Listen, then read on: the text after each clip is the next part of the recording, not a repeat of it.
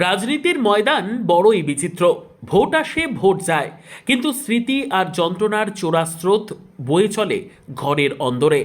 বুধবার ব্যারাকপুরের দাপুটে নেতা বিকাশ বসুর মৃত্যুবার্ষিকীতে সেই চেনা ছবি ধরা পড়ল, তবে এক ভিন্ন প্রেক্ষাপটে। এদিন প্রয়াত নেতার মূর্তিতে মাল্যদান করতে গিয়ে চোখের জল ধরে রাখতে পারেননি তার স্ত্রী মঞ্জু বসু। কিন্তু ব্যারাকপুরের রাজনীতির এই আবেগঘন মুহূর্তে সবচেয়ে বড় প্রশ্ন হয়ে দাঁড়িয়েছে শাসক দলের অনুপস্থিতি। ব্যারাকপুরের রাজনীতির এক সময়ের মহিরুহ বিকাশ বসুর মৃত্যুবার্ষিকীতে প্রতি বছরই রাজনৈতিক নেতাকর্মীদের ঢল নামে, অথচ এদিন মঞ্জু দেবীকে দেখা গেল কার্যত নিঃসঙ্গ অবস্থায় মূর্তিতে শ্রদ্ধা জানাতে। তৃণমূল কংগ্রেসের কোনো স্তরের নেতা বা কর্মীদের তার পাশে না থাকা নিয়ে ইতিমধ্যেই শিল্পাঞ্চলের অলিতে গলিতে গুঞ্জন শুরু হয়েছে।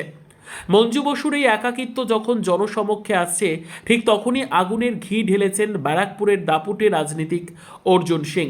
এদিন বিকাশ বসুর মূর্তিতে শ্রদ্ধা জানিয়ে সাংবাদিকদের মুখোমুখি হয়ে অর্জুন সিং সরাসরি আক্রমণ করেন তৃণমূলের শীর্ষ নেতৃত্বকে।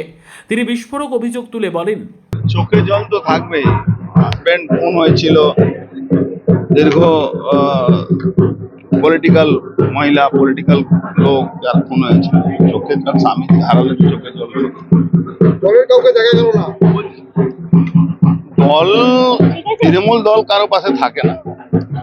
তৃণমূল দল কারো পাশে থাকে না। এই তৃণমূল দল যখনই ভোট আসে তখনই বলবে অর্জুন সিং বিকাশ বোসের খুনি, আর ভোট চলে যাবে তখন অর্জুন সিং ভালো বা বিকাশ বোসকে ভুলে যায়। প্রতি বছর মন্ত্রীদের সঙ্গে দেখা যায় পার্থভূমিকে মনে করছে। কারণ এর পার্থভৌমিক কবেকার চুনোপুটি। পার্থভৌমিক এই বিকাশবাবু তো খুন করিয়েছিল জ্যোতিপ্রিয় মল্লিক আর মুকুল রায়। জ্যোতিপ্রিয় মল্লিক আর মুকুল রায় এরা এদের সমর্থনে হয়েছিল ঘটনাগুলো। আর যখনই হয় তখন অর্জুন সিংকে বলি পাঠা করে দাও। আপনার নামে জড়িয়ে ওইটাই বলছি তো, এরা তো এই জ্যোতিপ্রিয় মল্লিক সবাই জানে। তখন মমতা ব্যানার্জি তাদের পিছনে ছিল। সেই অভিযোগ করে করেছে রূপাপাড়া ও তো তিরঙ্গ অভিযোগ করেছে, তো যখন ভোট আসে তখন করে তৃণমূল কংগ্রেস, ওর পরে তো করে না, ওর আগে করে না। অর্জুন সিংয়ের এই মন্তব্য ব্যারাকপুরের বর্তমান রাজনৈতিক সমীকরণে নতুন মাত্রা যোগ করেছে।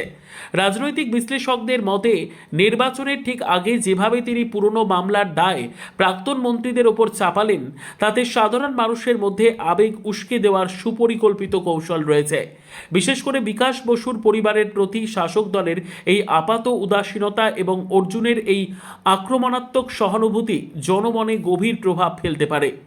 বিকাশ বসুর মতো একজন নেতার স্মরণে কেন তৃণমূলের এই অনুপস্থিতি, তা নিয়ে প্রশ্ন উঠলেও দলের পক্ষ থেকে এখনো কোনো স্পষ্ট ব্যাখ্যা মেলেনি। Bureau report, digital news Bangla.